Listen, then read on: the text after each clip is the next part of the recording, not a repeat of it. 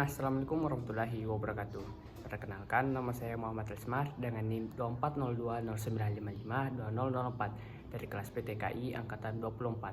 Saya merupakan mahasiswa aktif dari program studi Pendidikan Teknik Informatika dan Komputer Fakultas Teknik di Universitas Negeri Makassar. Jadi pada kesempatan kali ini saya akan menjelaskan sedikit materi mengenai Resource Allocation Graph atau biasa disingkat dengan RAG, dan bagaimana cara perbaikan serta penanganan pada deadlock. Apa sih yang dimaksud dengan Resource Allocation Graph atau biasa disingkat dengan RAG?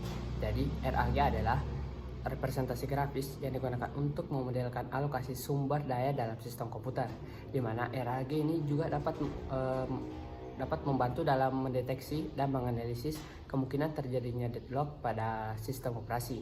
Nah, RAG memiliki komponen di mana yang pertama ada proses atau simbol P, di mana diwakilkan oleh node yang berbentuk lingkaran, dan yang kedua ada sumber daya atau simbolnya itu R, di mana diwakilkan oleh node yang berbentuk persegi panjang, dan yang ketiga ada edge permintaan atau request edge, di mana panah dari proses ke sumber daya ini menunjukkan bahwa proses meminta sumber daya. Dan yang keempat ada edge allocation atau assessment edge, di mana panah dari sumber daya ke proses menunjukkan bahwa sumber daya telah dialokasikan ke proses tersebut.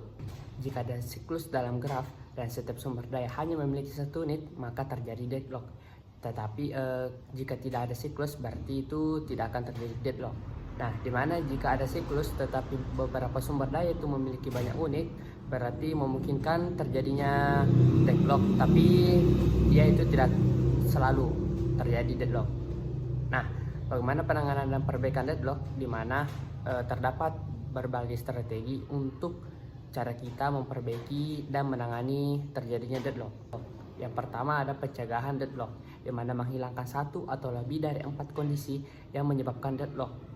Nah, contohnya seperti menggunakan sumber daya yang secara scalable untuk menghilangkan mutual exclusion, dan melarang hold and wait, meminta sumber daya sebelum eksekusi itu dimulai.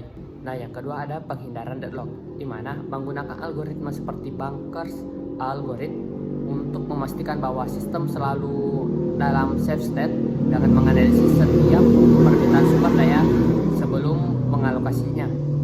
Kemudian yang ketiga ada deteksi dan pemulihan deadlock, di mana sistem secara berkala itu mengecek satu persatu apakah ada yang terjadi deadlock dengan menggunakan Resource Allocation Graph atau algoritma deteksi.